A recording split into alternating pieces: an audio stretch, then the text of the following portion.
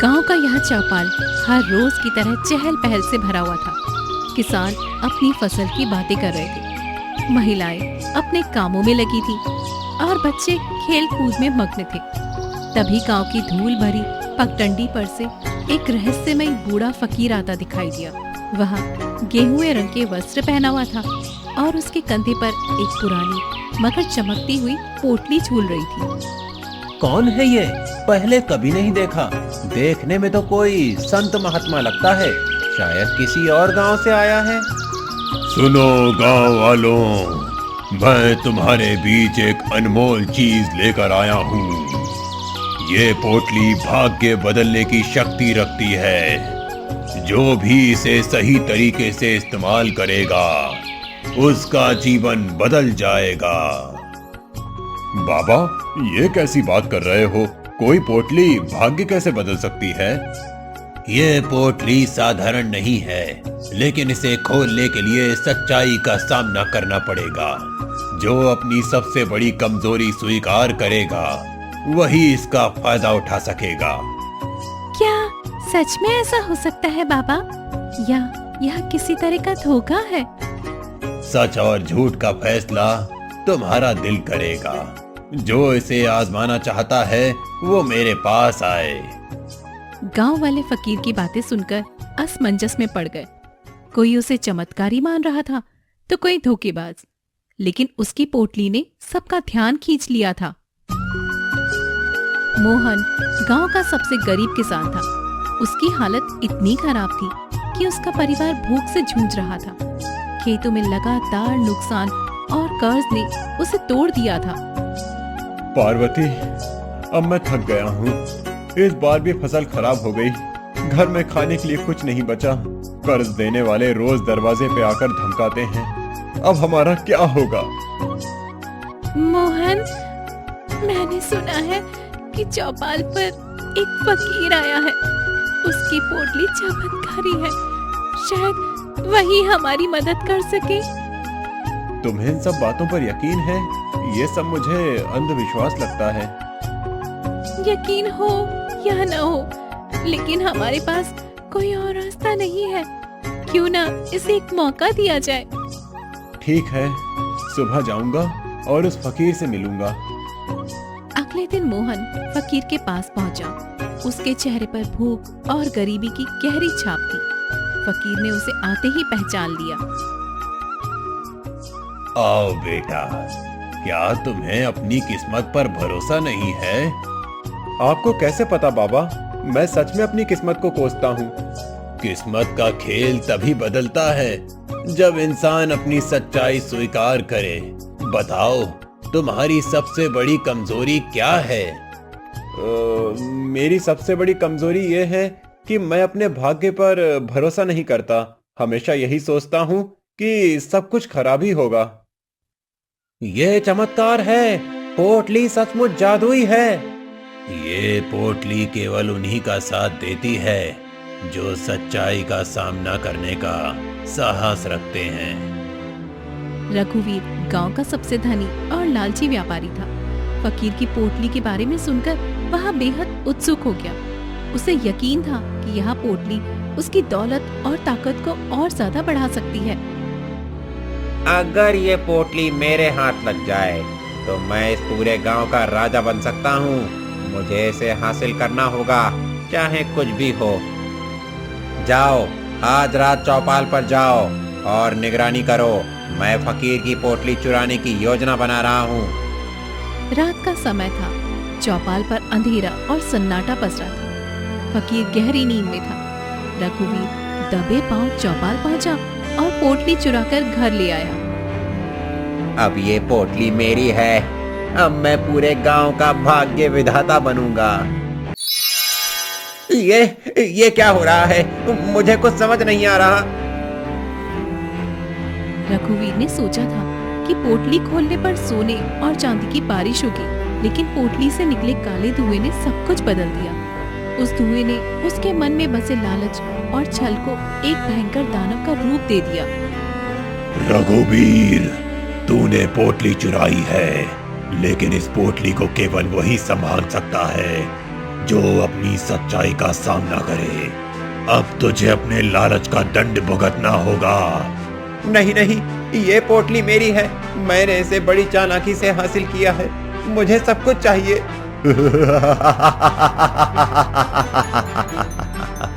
लालच का कोई अंत नहीं होता रघुवीर। अब देख तेरे इस लालच का नतीजा। बचाओ बचाओ, कोई मुझे बचाओ। रघुवीर की चीखें सुनकर उसके घर के नौकर दौड़ कर आए, लेकिन उन्हें रघुवीर की हालत देखकर डर ने जकड़ लिया। वह अब सामान्य इंसान नहीं रहा था। सुबह होते ही रघुवीर की त्रासदी खबर पूरे गांव में फैल गई। लोग भय और चिंता से भर गए थे। वे फकीर से उसकी पोटली और उसके प्रभाव के बारे में पूछने के लिए पहुंचे। बाबा, ये क्या? आपकी पोटली ने हमारे गांव के सबसे अमीर आदमी को अजीब हालत में पहुंचा दिया है। क्या यह पोटली हमें भी नुकसान पहुंचाएगी बाबा? ये पोटली कोई नुकसान नहीं पहुंचाती, लेकिन जो इसे अपने स्वार्थ के लिए इस्तेमाल करता है उसे इसके नियमों का पालन करना पड़ता है। रघुवीर ने इसे चुराकर अपनी परीक्षा खुद बुलवाई है। परीक्षा? कैसी परीक्षा बाबा? ये पोटली इंसान के भीतर छिपी कमजोरी को उजागर करती है।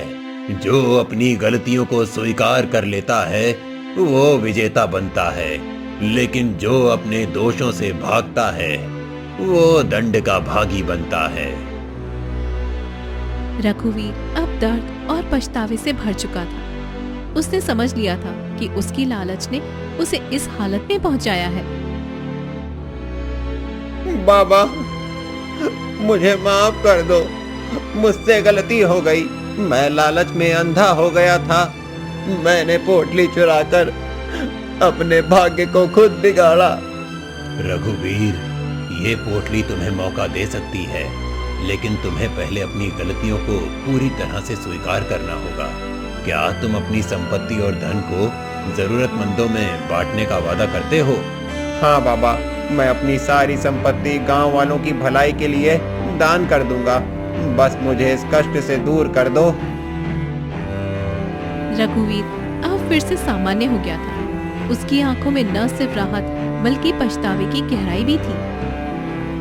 रघुवीर की घटना से सबक लेकर मोहन ने फैसला किया कि वह भी अपनी समस्याओं का सामना करेगा। वह फकीर के पास पहुंचा। बाबा, मैंने अपनी सबसे बड़ी कमजोरी को स्वीकार किया है और आपकी पोटली से अनाज पाया है, लेकिन अब मैं जानना चाहता हूँ कि क्या ये पोटली मेरी गरीबी को खत्म कर सकती है? पोटली तुम्हारे भीतर की ताकत को जगाने के लिए है मोहन। गरीबी को मिटाने का उपयोग तुम्हारे हाथों में है। ये पोटली तुम्हें वो सब देगी जो तुम्हारे भीतर छिपा हुआ है। ये बीज बो, इसे प्यार से सींचो, ये तुम्हारे भाग्य का पेड़ बनेगा। गांव वाले अब फकीर के महत्व को समझ चुके थे। उन्होंने जाना कि पोटली का असली जादू लोगों को उनकी सच्चाई का सामना करवाने का साहस देना था। बाबा, कृपया हमें छोड़कर मत जाइए। आप हमारे जीवन में एक नई रोशनी बनकर आए हैं।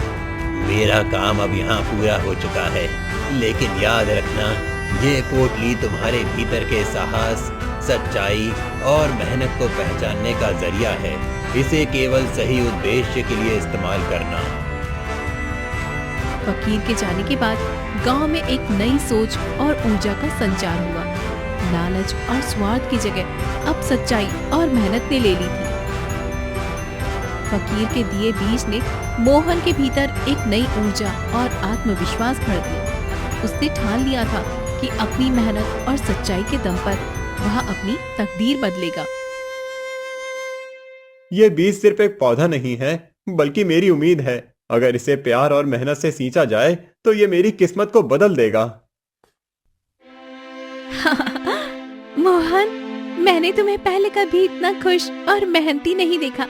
लगता है बाबा ने तुम्हारे भीतर कोई जादू भर दिया है। ये जादू नहीं गीता, ये मेरी सोच का बदलाव है। अब मैं अपनी गरीबी का सामना करूंगा, भागूंगा नहीं।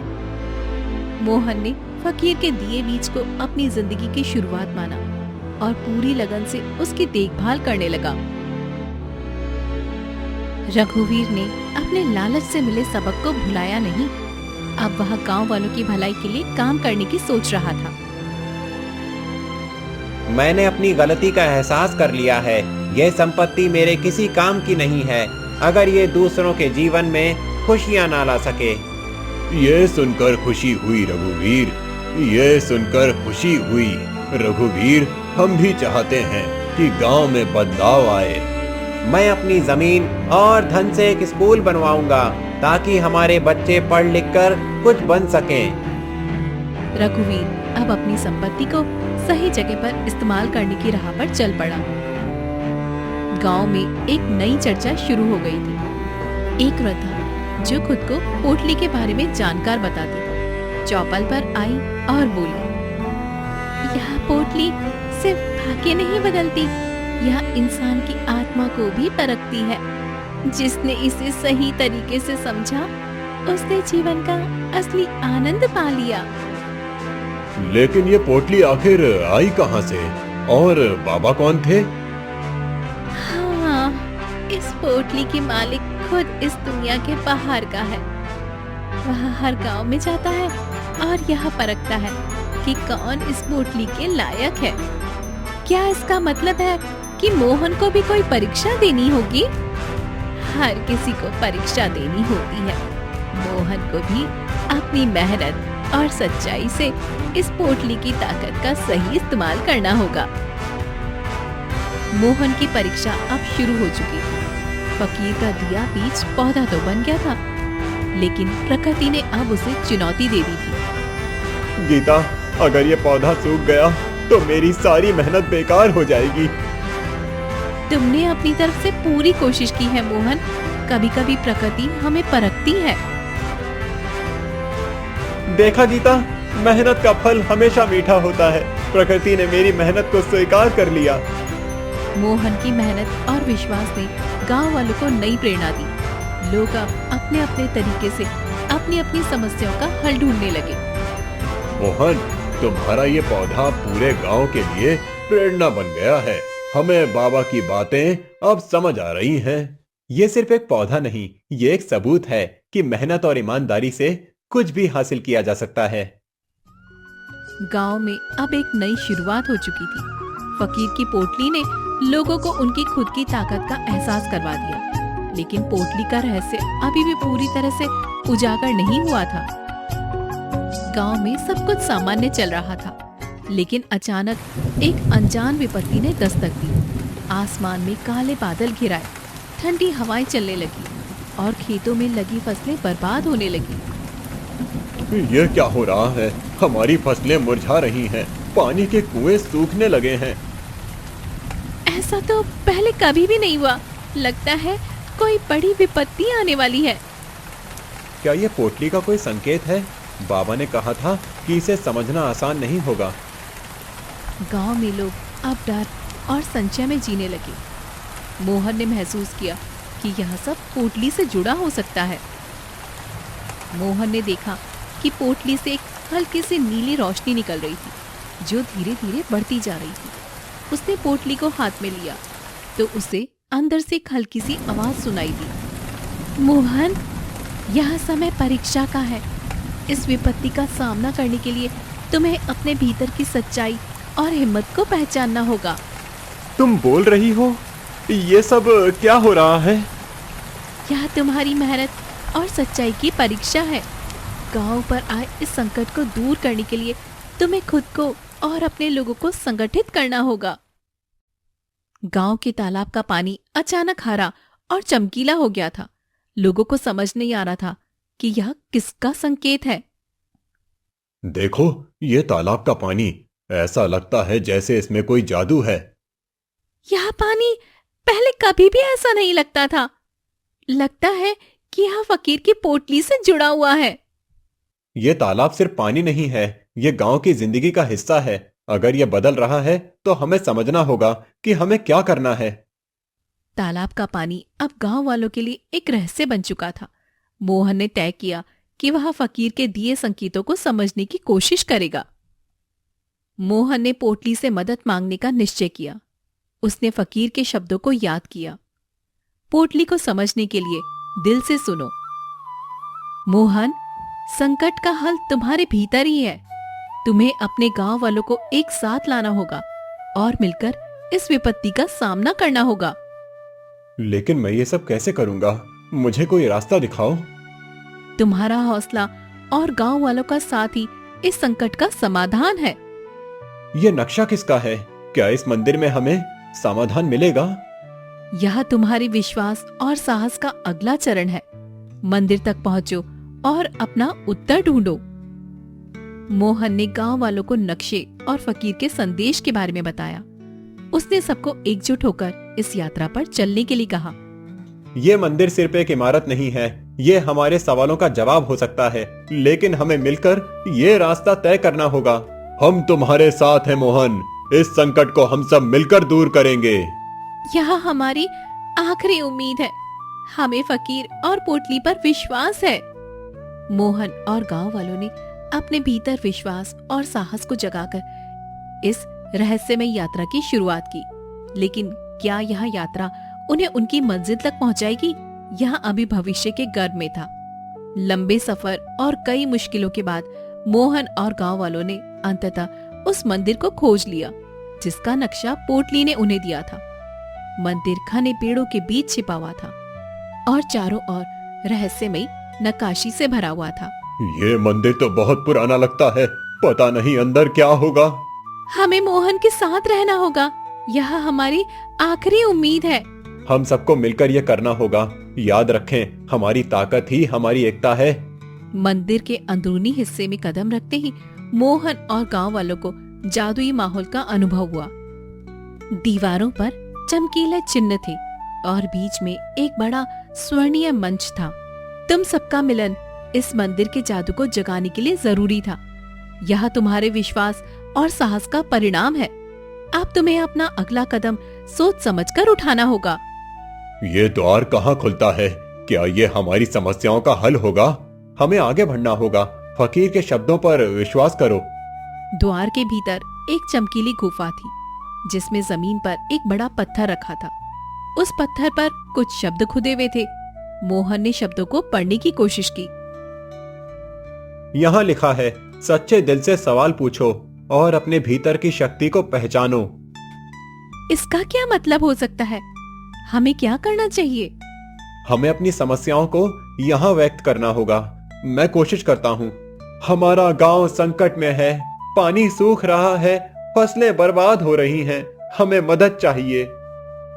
तुम्हारी एकता और मेहनत ही तुम्हारी समस्याओं का हल है। ये संकट तुम्हारी परीक्षा है। सही रास्ते पर चलो और समाधान तुम्हें मिलेगा। पत्थर की चमक कम होते ही वहां एक बड़ा मिट्टी का बर्तन प्रकट होता है। बर्तन के ऊपर सुनहरे अक्षरों में लिखा था, परिश्रम का फल। ये बर्तन हमें क्यों दिया गया है? इसका मतलब क्या है? यह बर्तन तुम्हें सिखाने के लिए है कि मेहनत और एकजुटता से हर विपत्ति का हल निकलता है। इस बर्तन को अपने साथ ले जाओ और इसका उपयोग पूरे गांव की भलाई के लिए करो। इसका मतलब हमें मिलकर काम करना होगा। ये संकट हमें और मजबूत बनाएगा। मंदिर में मिले संदेश और बर्तन ने गांव वालों के भीतर एक नई ऊर्जा भर दी थी। उन्होंने समझ लिया था कि उन्हें अपनी समस्याओं का हल खुद ढूंढना है। अब हमें इस बर्तन को गांव ले जाना होगा और इसे सही तरीके से उपयोग करना होगा। यही हमारी मेहनत और विश्वास का प्रतीक है। हम सब मिलकर अपने गांव को फिर से समृद्ध बनाएंगे। मोहन और गांव वाले अब इस संकट से लड़ने के लिए तैयार थे। उन्हें पता था कि यह उनकी परीक्षा का समय था, लेकिन फकीर की पोटली ने उन्हें विश्वास और साहस के साथ आगे बढ़ने का रास्ता दिखाया। गांव वाले मंदिर से लौटने के बाद बर्तन को गांव के मुख्य चौक पर रखकर चर्चा करने लगे। हर किसी के मन में उत्सुकता थी कि यह बर्तन उनकी समस्याओं का समाधान कैसे करेगा। इस बर्तन का जादू हमारी एकता और मेहनत में छिपा है। अगर हम इसे सही तरीके से उपयोग करें तो गांव को फिर से खुशहाल बना सकते हैं। पर हमें कहां से शुरू करना चाहिए?